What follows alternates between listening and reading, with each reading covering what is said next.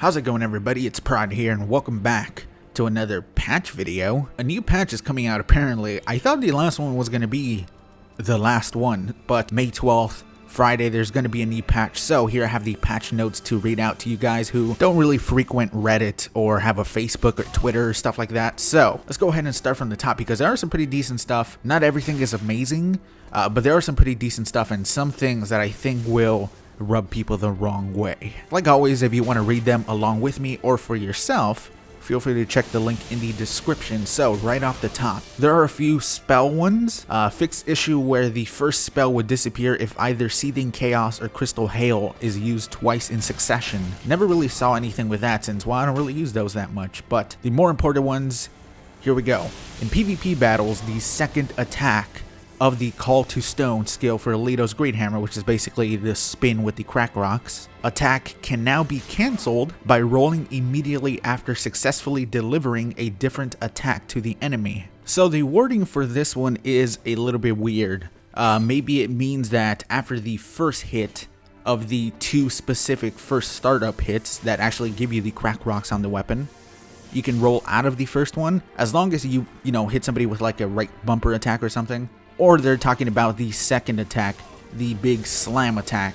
I'm honestly not entirely sure about the wording here. I guess we'll have to just wait and see until the patch comes out on Friday to see what that is. Or I'm a fucking idiot and it's really obvious and I just can't decipher it. That's probably it. Next up is a much needed patch that they should have never done in the first place. So there's about 3 or 4 in a row here. Fixed issue where 2 spears of the church were occasionally summoned in the ringed city. So apparently that wasn't something that was supposed to be happening. Whenever there was something like 4 people, sometimes some people said that randomly a second spear of the church was supposed to show up and that it could happen, and it was like, oh man, that's fucking cool. But sometimes apparently it was happening when there was like 1 person or 2 people, which is even worse. So that is not supposed to be happening. That issue was fixed really quick. Well, a month.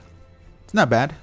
Then 2 more. Increased absorption and stamina recovery speed when summoned as the spears of the church in a world with 2 or more white spirits. Now, I don't know if it's going to be the way it was before the patch to make them a lot worse. Increased absorption and stamina recovery speed. I haven't really tested it out since it got patched because I heard that it was fucking terrible. I heard that they had basically patched them into the ground and that nobody wanted to play it. But it looks like they're finally going to be getting a boost to not be complete garbage. And hopefully that will bring people back to this and will bring people back to actually trying to be a ring of the church or a spear of the church. My bad. I don't know why I said ring of the church. Decreased cooldown time for Ritual Spear Fragment and Divine Spear Fragment when summoned as the Spear of the Church in a world with 2 or more spirits. Again, another pretty decent buff that's just going to help you kill a bunch of ganks as a really fucking powerful boss. Hopefully, really powerful boss. But let's be honest, we're going to be weak as shit even after this. Moving on are a couple of stuff that was just messed up that I never really noticed. Fixed issue where following certain steps could make the ringed city streets bonfire inaccessible. Fixed issue where the player was unable to use the bonfire despite having defeated the Prince Demon in Dreg Heap. Fixed issue where further progress was disabled when interacting with the Crystal Sage clone in a certain way. That sounds fucked up, dude. There's some dude just trapped in that library because he accidentally went the wrong way that you're supposed to against the clone of the Crystal Sage. For that one guy that's still playing and still over there, then he's gonna be very happy. Next up is pretty interesting. Animation cancel now available for whips, except Rose's Variandal. And they're just kind of throwing that in there, just saying fuck you, Rose's Variandal, which is pretty cool. I wonder how that's gonna work. Maybe you start charging your R2 attack and then you can immediately cancel it. I know PC, I believe only PC because of the frame rate, had animation canceling in Dark Souls 2. Maybe they even have it in Dark Souls 3, I'm not entirely sure. But it's pretty cool. Maybe we might actually see the whips come in handy. They're not terrible, but they give you a very bitchy playstyle, as I like to call it, because it's basically you just running away. There's nothing else you can do. Basically just roll, press right bumper. That's pretty much it. Oh, and the next couple of ones are gonna be very interesting for some people. First off, a nerf. Reduced rotation capabilities of the Ring Knight paired greatswords, which is good. I'm guessing they're not going to be able to hit you from a 360-degree radius now, which is good. It's a nerf. And now we have a buff. Decreased stamina consumption for Ring Knight paired greatswords attack, and increased attack power of Ring Knight paired greatswords. Now, what are people going to say about that? Because I agree with this completely. Not exactly the stamina consumption, because I think the stamina consumption was fine. You are swinging away 2 ultra greatswords. But the damage, I think they just put that shit into the dirt the way it should not have been. It should have been really fucking high, even though, you know, the hitbox, again, there's no mention of hitbox fix here, so, you know, we're kind of screwed there. But you are getting hit again by 2 giant ultra greatswords at the same time. So the damage should have been a lot higher than like 300 for 4 hits or some shit like that. Before we even move on, I want to know, what do you think about that? Do you think it should have been like that? Do you think that they're fucking up again by making them better? I doubt they'll be the way they used to be, but at least a little bit better, for sure. Fixed issue where the weapon art of the Ring Knight paired greatswords could still be performed when there was insufficient focus points. Fixed issue where a combination of Lothric Warbanner art and the Aquamarine dagger could result in focus point continuously replenishing. Increased attack power and motion cancel speed of Call to Stone skill attached to Lados Greathammer. I'm so glad this is getting a nice little buff, even though it is pretty fucking strong, and it does perfectly go into like a right bumper, and sometimes you'll be able to hit people with both of those spins, usually resulting in about 1,000 damage. It was a bit weak still, by itself. Increased attack power for the skill attached to Quake Stone Hammer. So in case you guys don't know, this got fucking destroyed in like 2 patches ago, I think. The Quake Stone Hammer's weapon art just got completely fucked because they made it like crazy weak. So they're increasing the power of that. A nice little buff there. Decreased attack power and R1 projectiles of the Blade of Peril skill attached to Gale's Greatsword. What R1 projectiles are they talking about? Oh well.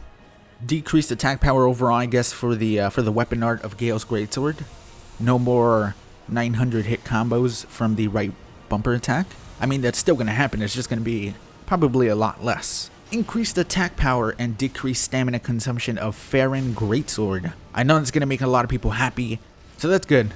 I agree with that. That's pretty decent. Decreased stamina consumption when attacking with Dark Drift. The katana as a whole, huh? I guess I never really noticed it does kind of have pretty high stamina consumption. Next up, another thing for the Dark Drift. Increased animation cancel speed for the Dark Drift skill attached to Dark Drift. Oh well, not bad. Increased bleeding attack power for Bloodlust skill attached to Bloodlust. Now I'm kind of scared that they're gonna make the Bloodlust just ridiculous, because it's pretty decent. It's not bad if you ever use it on like a really dedicated build for it specifically. It has some of the highest damage for a katana. You might be able to bleed the shit out of people because it's pretty much all just for the bleed attacks. Now we have another big buff that people are gonna be very happy about. Increased luck for poison, bleed, and hollow infused, and decreased stamina consumption of Astora Straightsword. I guess the Astora Straightsword needed stamina consumption decrease? I don't know. I don't fucking use that weapon, but the increased luck for poison, bleed, and hollow infusions, this was definitely needed. I think that there are some weapons that, when it comes to bleed, you already take insanely low damage for infusing it with a bleed gem. You might as well get a lot of bleed out of it, and there are some that don't at all. Man, I've been testing out all these new weapons here without this shit. I'm gonna have to revisit a couple of bleed and poison weapons now, which I don't mind, to be honest. And another one that we got that's gonna make people very happy. Decreased strength and dexterity of Sunlight Straightsword. So I'm guessing they realized they fucked up with that. I'm guessing that they realized, holy shit, if we leave the scaling really high for dexterity and strength along with making faith stat better, this thing is gonna be fucking insane. And it pretty much is. It's one of the most used weapons in Dark Souls 3 now, especially with that build. With Lightning Blade and the self buff, you get like 800 AR with a straight sword, which is just insane. So I'm glad that they're decreasing the strength and dexterity for that weapon, because you know there are some weapons that are already still going to have really high dex and strength scaling. Decreased stamina consumption for Aquamarine Dagger's Crystal Blade skill. So they're actually listening to everyone who said that this thing needed a huge buff when it came to that stamina. That thing needed to go way down because it's way too high. It pretty much takes about as much as a greatsword hit whenever you're in that blade form for not a lot of damage. Increased attack for repeating crossbow. I did use it a bit recently in random weapon select. It was kind of weak, especially when you hit people with the multiple bolts. Like 4 will do like 100 damage, so I'm interested to see how much that's going to get of a buff. This one's pretty funny. Fixed an issue when a female character or a male character wearing the reversal ring, some dudes wanting to be traps out there and shit, uses the repeating crossbow weapon art. The character would move forward without any analog stick input, so they would just start fucking moving forward by themselves. There must be some people out there that just have this permanently forever and then tried using the repeating crossbow's weapon art, and then they're just stuck in this trance where they're moving forward forever. I don't know why that one was so fucking funny to me. Fixed issue where the unfaltering prayer effect was retained when casting certain miracles and quickly casting another spell afterwards. So the unfaltering prayer is the weapon art for the chimes that give you a shit ton of poise. Again, something I never really ran into when playing. Decreased vitality recovery when using the projected heal miracle. Now by vitality, do they mean health? Because in this game, vitality is, you know, the armor, how much armor you can use. They probably mean vigor. So I feel like those builds where people will use projected heal in duels are probably going to be a lot worse. That health is going to end up going up a lot slower, possibly that's what they mean. Next up, a couple of small ones. I didn't read everything, by the way. There are some that I just skipped because they're not really important. Increased stamina consumption of lightning arrow and decreased stamina recovery speed while the player is drawing the bow. So lightning arrow getting a nice little nerf. I don't know if it needed it. I do think it was really damn good. It's probably one of the best of the miracles that somebody can use, and I fucking love using it. It's really fun. But I guess kind of like people would just spam the shit out of it sometimes. I don't know. I don't know if I agree with that one, but it's there, so. Oh, and another one. Fixed issue where players could parry Flame Fan. Just making that garbage even worse, huh? I didn't even know you could parry it, but I'm glad that you can't now so that when I don't use it, I don't get parried. And then, in the end, fix several other small issues. No mention of fix for the infinite respect glitch, so yes, motherfucker! I hope that stays in the game forever because I definitely think it should have always been like that. We're a year and a half in now. Come on, you gotta leave that in. But some pretty good stuff here, some pretty good nerfs and buffs that were needed for the Spears of the Church, Gale's Greatsword, Leto's Great Hammer, Ring Knight paired Greatswords, Aquamarine Dagger. Pretty decent. Anyways, guys, that is going to be it for this very long fucking video. These patch videos are always really long. I hope you enjoyed the video. If you did, a like is very much appreciated. These do take a while to make. So, thank you guys so much for watching, and I'll talk to you all later. Peace, everybody.